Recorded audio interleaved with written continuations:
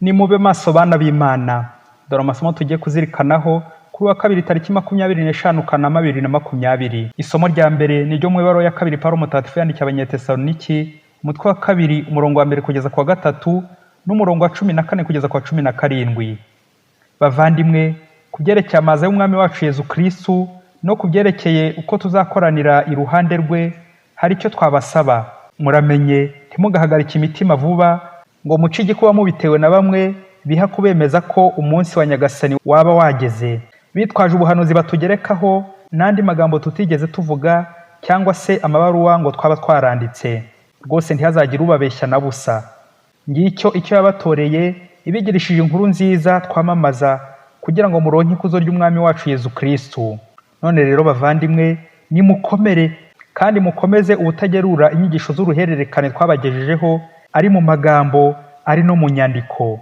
Umwami wacu Yezu Kristu ubwe hamwe n'Imana umubyeyi wacu wadukunze maze ku neza y'akaduha kwizera ihumure ritazashira, bonyine nibabahumurize kandi bahe gukomera mu byiza byose mukora cyangwa muvuga. Iryo ni ijambo ry'Imana. Zaburi ya 96. Uhoraho araje, aje gucira isi urubanza.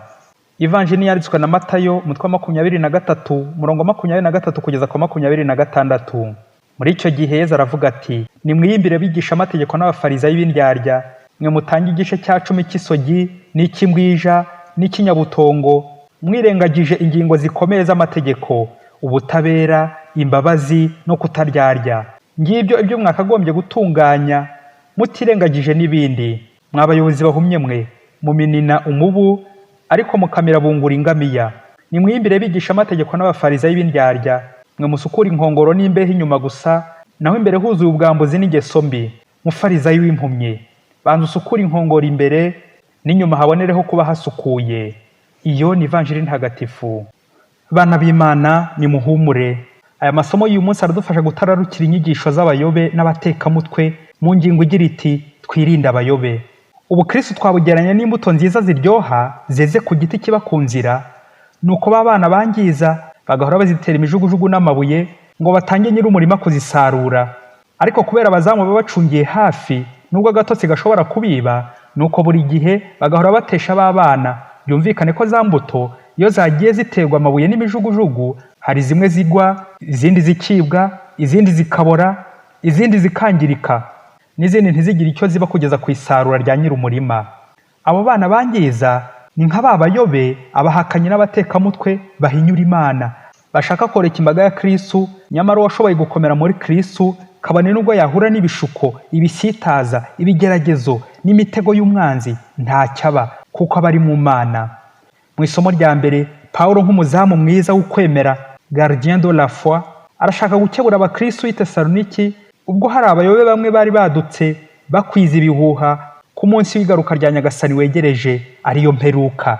Ngo imperuka yageze, bagambiriye kubayobya no kubarya utwabo, ndetse abo bayobe bakitwaza ibyanditswe bitagatifu. Ni ukwitonda abatekamutwe benshi bazi imirongo myinshi ya Bibiliya bakarya utw'abandi bayikoresha. Pawulo ati: muramenye ntimugahagarike imitima vuba ngo muce igikuba mubitewe na bamwe biha kubemeza ko umunsi wa Nyagasani wageze, bitwaje ubuhanuzi n'amabaruwa ngo twaba twaranditse. Mu gisubizo Pawulo yatanze kuri iki kibazo cy'abayobe no kuguma hamwe mu nzira y'ukwemera n'ubuyoboke nyakuri ku Mana, hakubiyemo za ngingo 3 Kiliziya ishingiraho ubuyobozi bwayo: la Bible, ibyanditswe bitagatifu, le magistère, inyigisho za Kiliziya Gatolika, et la tradition, uruhererekane. Uko abashumba ba Kiliziya bagenda basimburana bagakurikiza umurongo mwiza wa Kiliziya yashyizeho, nta guca ku ruhande. Mu ivanjili y'uyu munsi Yezu aragaya imyitwarire y'abafarisayo n'abigisha amategeko bayobya imbaga bakayikandamiza. Ati: nimwiyimbire bigisha amategeko n'abafarisayo b'indyarya, mwe mutanga igice cya 10 cy'isogi n'icy'imbwija n'ikinyabutongo, mwirengagije ingingo zikomeye z'amategeko, arizo ubutabera, imbabazi no kutaryarya. Mu Bayisiraheli itegeko ryateganyaga ko umuhinzi wese yagombaga gutanga icya 10 cy'umusaruro yaronse. Abafarisayo bo rero bagakabya, bakarengera, kugeza nubwo basaba icya 10 ku mboga rwatsi zo guteka mu gikoni. Mbese ni nk'aho bashaka kubarira buri kantu kose, yewe bakabashyiraho n'irati n'iminzani ngo bapime mpaka icya 10 kibonetse. Namwe babyeyi munyumvire, ntiwaba ugiye mu gikoni usoromye imboga zawe z'imbwija ku mbuga kamwanya ukabona abaguha fagitire y'umusoro, cyangwa umuntu aje mu gikoni atangiye gupima ibyo watetse ngo bitangire umusoro. Yezu rero akabazwa n'utwo tuntu duto duto, les détails, abafarizayi n'abigisha amategeko bitaho cyane, tukabatwara umwanya bari kugenda ku bandi bacira abandi imanza, nyamara icy'ingenzi bagakibagirwa: justice, miséricorde et fidélité, ubutabera, impuhwe n'ubudahemuka, ntibabyiteho. Niyangamiya duherutse kumva nk'inyamaswa nini ishushanya umunyabyaha wikoreye ibyaha byinshi agakora amakosa menshi, ariko icy'ingenzi agakibagirwa. Iby'ibanze, ubutungane bumufasha kwinjira mu ngoma y'ijuru. Dutangazwe nuko ari abayobe Pawulo atubura mu isomo rya mbere, ari abigisha amategeko n'abafarizayi Yezu ari gucyaha bayobya umuryango w'Imana, bose bakoresha ijambo ry'Imana, ibyanditswe bitagatifu. Abayobe bazi Bibiliya nuko bayikoresha mu nyungu zabo. Bikadusaba rero ubushishozi buhambaye muri iki gihe abantu b'abatekamutwe baza batugana bitwaje Bibiliya, bitwaje amasengesho, bagaragara neza inyuma nk'abagira neza. Muribuka ko mu minsi ya vuba hari hadutse inyigisho z'ubuyobe ngo gutora umusatsi uri muri Bibiliya ukawushyira mu mazi ukanywa ngo birinda coronavirusi. Abantu bamwe icyo gihuha barakiseguye, nuko bakajya banywa mu mazi bitwaje ngo bivuye muri Bibiliya. Babyeyi, birababaje kubona umuntu w'umugabo uri kunywa umwanda kubera ubwoba n'igitutu cy'abatekamutwe. N'agahomamunwa. Abatekamutwe benshi biyambika isura y'impuhwe, bakaza mu ishusho ry'umuntu usenga, umupasiteri, umupadiri, uwihaye Imana. Umwe akagira kuri telefone ati: umuvandimwe akoze agisida kandi turi mu mwiherero w'abapadiri, ngiye kuguha nimero y'uwo muvandimwe wanjye, umwoherereza 20,000, ejo nidusoza umwiherero nzagusinyira sheke ujya kuyabikuza. Twebwe ntitwemerewe kuvuga aho turi mu mwiherero, turi mu isengesho. Nyaboneka ungirire vuba vuba. Nawe wakumva ko ari igikorwa cy'ubutabazi n'impuhwe ugiye gukora, kandi n'umupadiri ugiye kugikorera usanzwe umuziho ubunyangamugayo, nuko nawe ugahita uyarundaho ngo urwane ku buzima bw'umuntu, ukazategeza ko umwiherero w'abapadiri urangira ugaheba. Uko wamutekamutwe akubwiye ibyo, ubwo ari no gutereta nk'umukobwa uri mu mahanga amubeshya ngo bagiye kubana ngo yaramukunze, akajya amwohereza amafoto ya baringa, bagapangira ubukwe kuri telefone.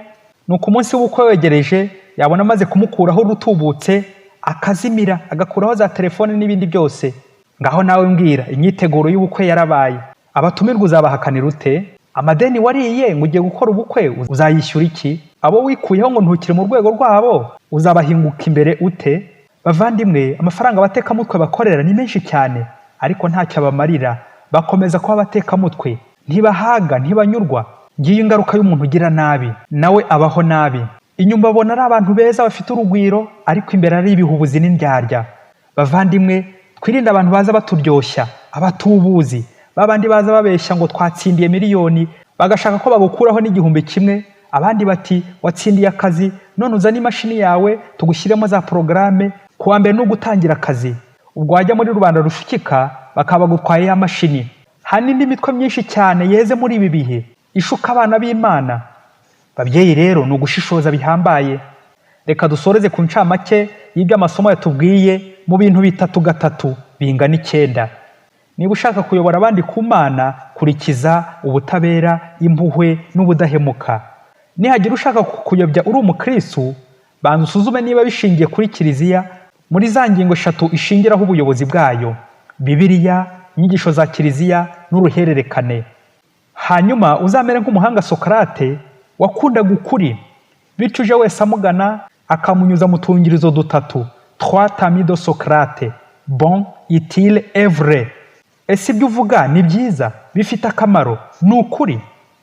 Nyagasani Yezu, uduhe kukuyoboka by'ukuri, uduhe gusimbuka imitego n'ibishuko by'abayobe. Duhore turangamiye ibyiza byawe udahwema kudutegurira buri munsi. Tugukunde, tukuyoboke buri munsi, wowe Mana yacu iteka ryose. Amen. Padiri Masumbuko Ladislas wa Diyoseze ya Cyangugu.